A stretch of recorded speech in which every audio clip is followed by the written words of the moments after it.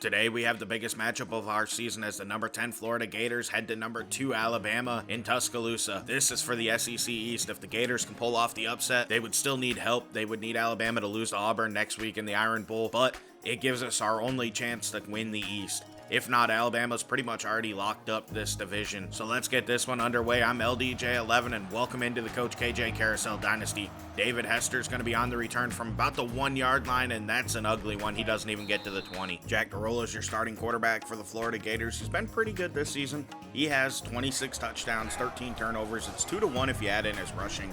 You'd like him to be a little better as Quantel Johnson gets the carry and goes for 1. He's been your starting running back all season, and he's our bell cow back. Last week, he struggled a little bit, and we had Drew Williams step up, so maybe you'll see him play a few downs today. Across the O-line, nothing's changed. We're lucky there. We have one senior, and that's right tackle Austin Barber, who leads, and we take a deep shot to Harrison Wallace III. He takes that for 26. What a big play. We come in completely healthy. Meanwhile, Alabama's missing their left tackle. He's questionable. He may play, he may not. But questionable usually means they don't play. As we throw it underneath, that's Emmanuel Henderson coming down with it, going for 9 yards. He has 50 catches, 704 yards, and 9 touchdowns. He's had a really good season for us as Jack Garola pulls it on the read option, and he goes up the middle of the field for 10 yards. That's a great carry for our quarterback as Garola's going to hand it to Quantel Johnson, and he goes up the middle for 3 yards. He's continuing to struggle. He's hitting that midseason lull as he's been our bell cow all season. I was hoping a little bit more from him, but Guyassi Blanks checks in here on 3rd and 1, and he'll get the carry and take that for 3 yards and get a first down. He's definitely more of a power back than Quantel is. We're going to throw it on 1st and 10, and we go underneath the tight end Kyle Hinder, who's had a pretty good season, and he's down to the 20-yard line after picking up 5. We snap it at the 20, and Jack Garola pulls it on a read option and gets the first down and slides at about the 11-yard line. We go to Quantel Johnson, who returns to the game. He ends up getting hit right at the line of scrimmage, and he had nowhere to go. So that's going to force us into a 2nd and 10, and we send Guyassi Blanks in motion, and we throw it quick to David Hester underneath. He takes that for 4. That's going to set us up with a 3rd and 6 as Garola's going to have to pass. And look at that play by the Alabama defender. He laid out and swatted that down, forcing us to settle for this Adam Mahalik field goal that's up and good. 3-0 Florida. Jalen Milroe still the starting quarterback for Alabama. He's had a really nice season for them. He opens up under center and he hands it off to Heisman candidate J.M. Miller for about 5 yards. That's a solid beginning to their day as we look at our starting defense. J.J. White's been a beast along with Justice Boone and Chris McClellan up the middle. Looking at our linebacking core, Scooby Williams has come on lately. He's been fantastic for us. On the back end, it's been Rashad Johnson really stepping up in my opinion. Miguel Mitchell had a boneheaded play last week, but he's been pretty good for us as well. They go to Jam Miller on 2nd down. He only picks up 1, forcing them into a 3rd and 4. Milrose spreads him out, and we all know he can run, but he fumbles it to open the day, and that's Stuart McCaffrey coming up with a recovery. Florida's going to take over with excellent field position at about the 21-yard line. Jack Garola, though, takes a sack to begin this drive. He loses 7. That was a big loss. So we throw a quick screen out there. That's Harrison Wallace III stepping back. He almost made 2 guys miss, but he got tripped up. That sets up a 3rd and 15, and it's okay if we have to settle for 3 here. We just don't want to turn it over. Jack Garola, though, takes a shot and nearly turns it over. That's Terry and Arnold coming up and knocking that down. So Adam Mahalik has to settle for the field goal. That's up and good. Florida takes a 6-0 lead in this one as Milroe's going to pass here. He finds Law underneath for about a 6-yard pickup. That's going to put him on 2nd and 4 with a minute left in the first quarter. They pitch it out there to Jam Miller, and he ends up taking that for only 1 yard. Our defense has been doing a really good job of holding this rushing attack in place as Milroe throws a screen out there. That's Jam Miller wide open with 2 blockers ahead of him, though. Can anybody get over there? It looks like we have to count on a safety coming over, and that is Kewan Hawes, actually our corner, and Miguel Mitchell is the one that pushes him out, though. So now they have a 1st and 10, though, from about the 15-yard line as they hand it to Jam Miller for 4 yards. That's a pretty good pickup as there's 13 seconds left. They go to Devontae Coleman, and he has a pretty good carry here that ends up resulting in no yards. He's been in the Heisman race pretty much all season as the first quarter comes to an end with the Gators leading 6-0. However, Alabama's threatening here. They're in a great position to put points on the board as Milroe's going to throw a screen on 3rd and 6, and he finds Jam Miller out there. Is anybody going to be able to get over there? Scooby Williams cannot get there in time. Alabama gets in for 6. Jalen Milroe threw a great screen pass out there, and that touchdown pass gives him the new school record for touchdowns in a career as he has 88. Tua Tagovailoa held that before him with 87. Jack Garola takes over and throws a quick screen that was nearly intercepted out there to Emmanuel Henderson, who takes that for 9 yards. Alabama's leading this one now 7-6 as Garola's going to pass into tight coverage, and that was nearly intercepted out wide. That brings up a 3rd and 1, and we hand it to Quantel Johnson, who finds a crease and gets the first down and more. That's a solid 9-yard rush from our star running back. As you notice, Florida comes out in the all-black uniforms today. I know we're in Alabama, but we don't have another home game this season, so I messed up and wanted to rock all blacks for the game against Auburn because that was our game closest to Veterans Day, which is the day I'm recording this episode. So I just want to give a shout out and thank you to anybody who served this country. I personally didn't do it, but to everybody that has, I want to say thank you, and we appreciate you as a nation. That's going to bring up a 4th and inches here, and Jack Garola's moving to the right. I don't know why we didn't run that. He breaks the sack, though, at least, and then he throws a terrible pick. That's Terry and Arnold picking him off. I don't know what we were doing there. That was just a bad decision, especially with us already trailing on this one. So Jalen Milrose looking to pass. He throws it, and that's just terribly inaccurate. I don't know what kind of throw that was. They're going to send their tight end in motion on 2nd down. We're going to bring Mitchell down. It looks like we're going to blitz on defense. And actually, we don't. It looks like we're running a spy, but Milrose still takes off and goes for 4 yards. You'd love to see our spy hit him right at the line of scrimmage. That's going to force a 3rd and 6 for the Tide as Milrose goes down. He doesn't get that screen pass off in time. That is a big play by Chris McClellan on our D-line as the Alabama's forced to punt it back to us. And Jack Garola takes another deep shot on 1st down that was risky and really unwarranted. So on 2nd down, we're going to run play action and look to pass again. This time, though, that's Harrison Walsh, the 3rd wide open. He's out to the 35-yard line with a big 22-yard pickup. So we're going to throw it. We're going to keep moving the ball through the air. It looks like that's how we want to attack Alabama. And Emmanuel Henderson beat Terry and Arnold over the top and goes for a huge touchdown. What a play by Emmanuel Henderson. He just outran Terry and Arnold. And that's going to give Florida the 13-7 lead here in the 2nd quarter as Jalen Milrose going to take it on a read option and he gets stuffed. That's Justice Boone in the backfield. So Milroe again, he's going to have to pass now. That's Jam Miller getting hit. He only goes for 4. That backs Alabama up to a 3rd and 9. That's not a situation this offense wants to be in, but Prentice breaks a tackle and gets a 1st down all the way out to the 47-yard line after he picks up 21. Jalen Milroe's in the gun looking to pass. They throw it across the middle and he just missed. That might have been able to be completed. That was going to be a tight window though as Milroe tries to go on the speed option, and that was read perfectly by our defense. We made the play there. Alabama had no space. 3rd and 14 now. They have to pass, and Milroe has all day in the pocket, and he goes down the field. That's Isaiah Bond coming up with a 27-yard pickup. It looks like they're going to go to Jam Miller on 1st down, and he has nowhere to go. Our defense was all over that. We had 3 defenders right there at the line of scrimmage to take him down. So they spell him with Coleman and Milrose looking to run.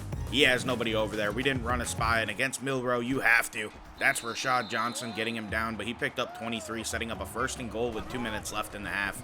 If I'm them, I try to drain the clock. I don't know why Saban called a timeout there. He just called another one. There's a 1:58 left now. 2nd and goal. They're sending their tight end in motion. I'm guessing this is a run, and that's exactly what it is. Jam Miller up the middle for a touchdown. Alabama is going to take the 14-13 lead. I still don't understand their use of the timeouts, though, as they could have drained a lot of clock off. Now we have a 1:49 to answer, and we go underneath. That's Quantel Johnson getting us out to the 30-yard line with a 6-yard pickup. We got to move kind of quick here. It's 2nd and 4, and Garola throws it, and that's Malik Mega coming down with it, breaking a tackle, stepping back. That is beautiful. He's across midfield. He might go all the way. What a play by Malik Mega. He's down at the 5-yard line, though. They trip him up. That is a fantastic play, though.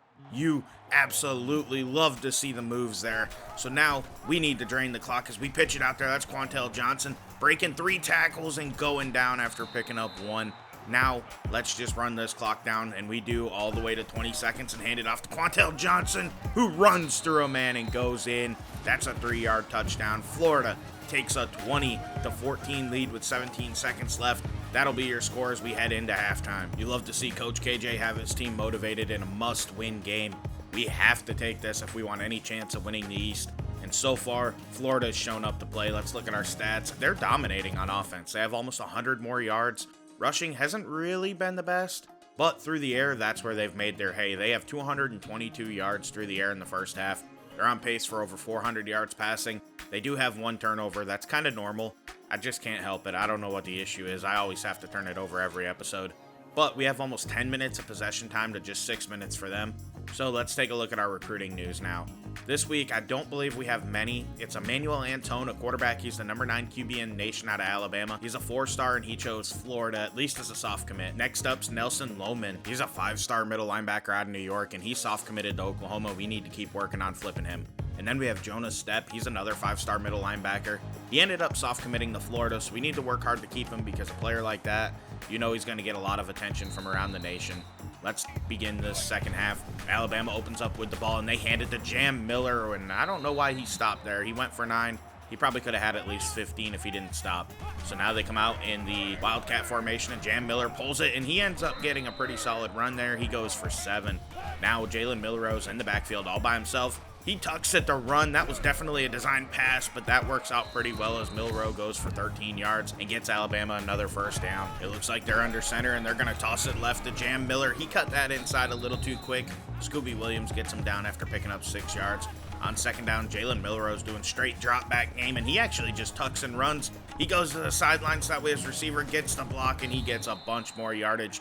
He's down all the way to the 20-yard line. That's a huge play, and that's why you need to have a spy on the field.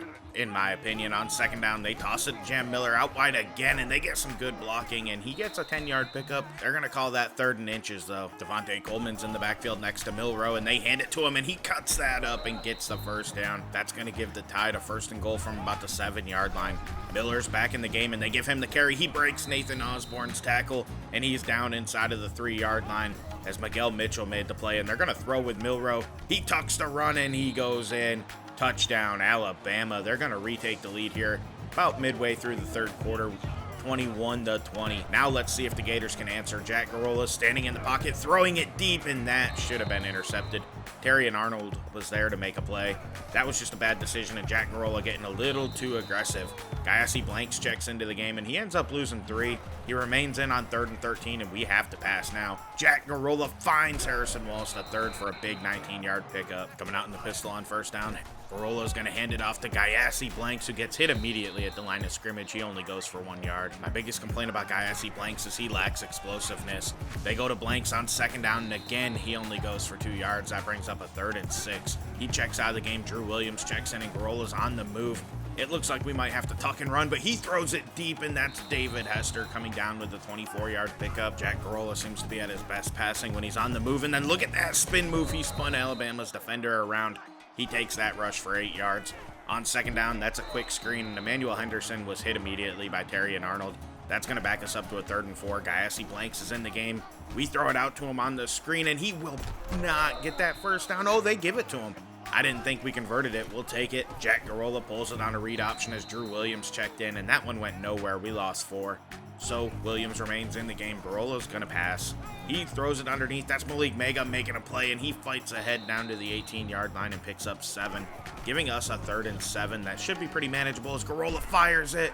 David Hester got decked on that one. He couldn't hold on. I don't blame him. That was a big hit. However, we do hit the ensuing field goal, so we take a 23-21 lead here against Alabama late in the 3rd quarter. And we sack Jalen Milroe on 1st down. He ends up losing 5.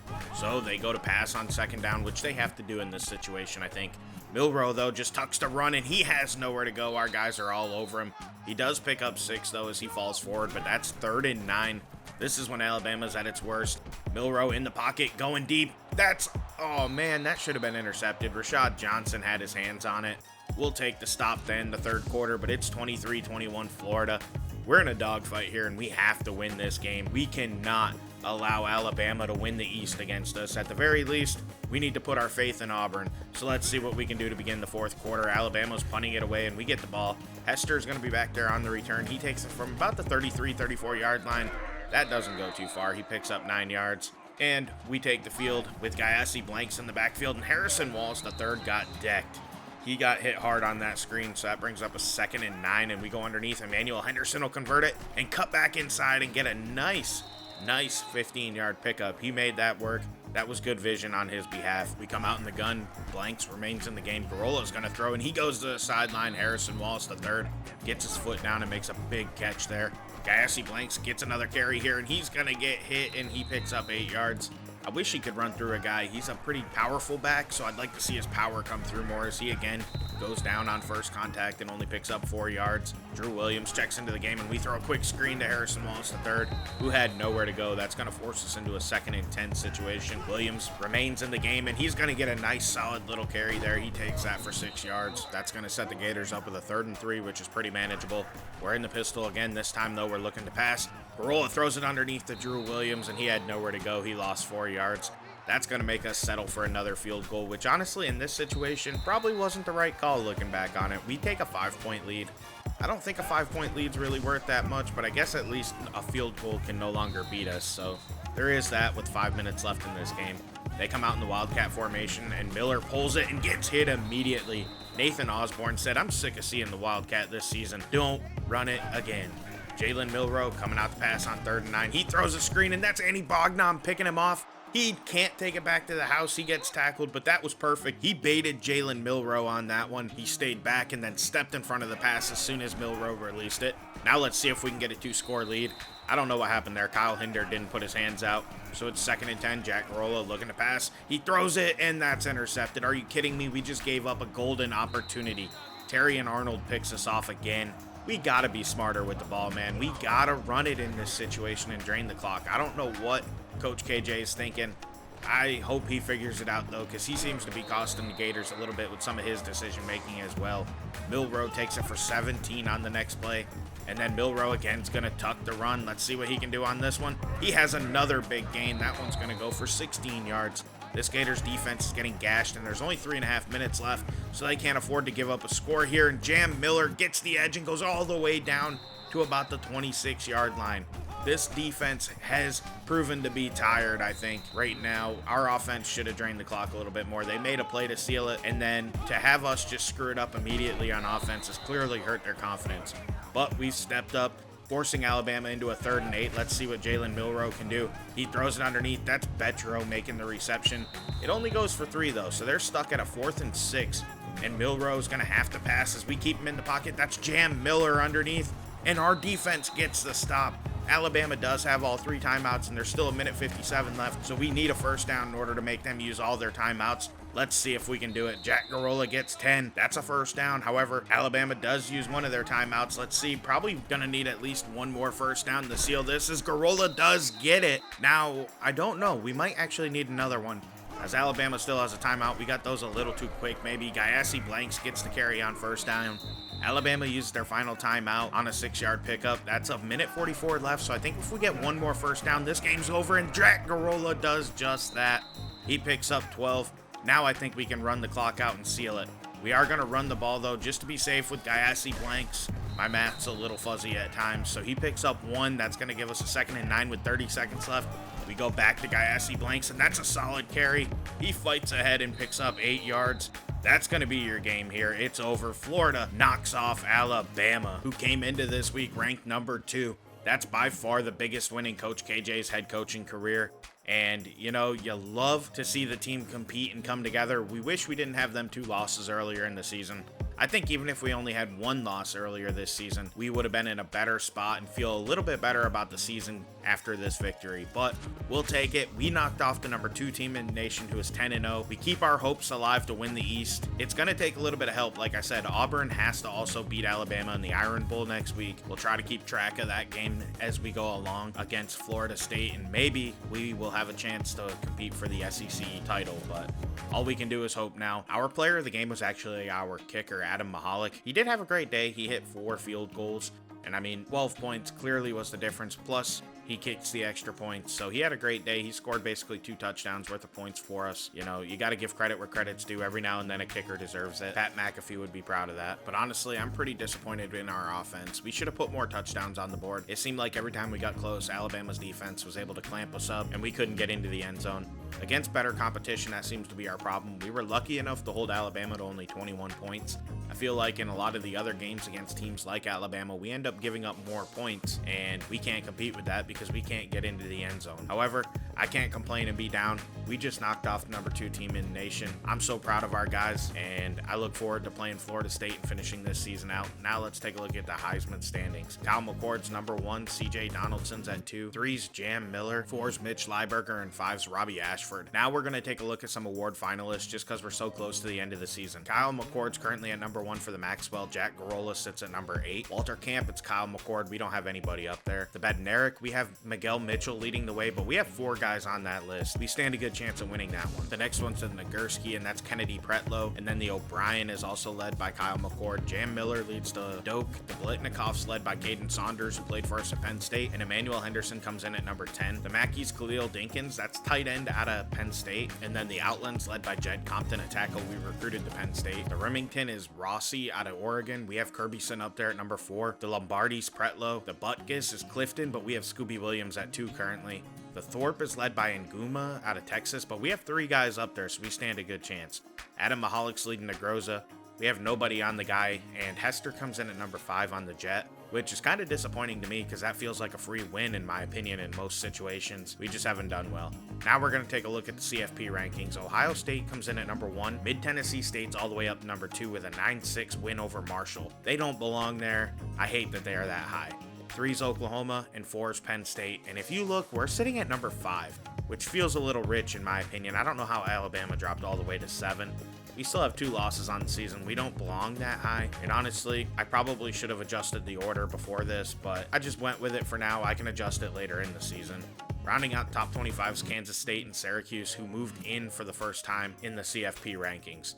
Now let's take a look at our opponent next week, and that's Florida State. They come in at 3-8 on the season. They've struggled. They're not a good team, honestly. If you look at them for a Power 5 team, they're pretty weak. That's why they're so bad, and we're just clearly the better team. I think we're going to be able to go in and roll and beat Florida State in this rivalry game. Normally, it's a pretty tough fought matchup, but I think we're just clearly the better team, and I think our team will be able to dominate this one. I just don't see any hope for the Seminoles. I want to thank you for watching, though. This is LDJ11. Please like and subscribe, and we'll be back soon with the last game of the regular season. Have a great day. I'm out. Welcome to my party, we're just getting started. A life is a dream or a nightmare scarring. Hand me a drink.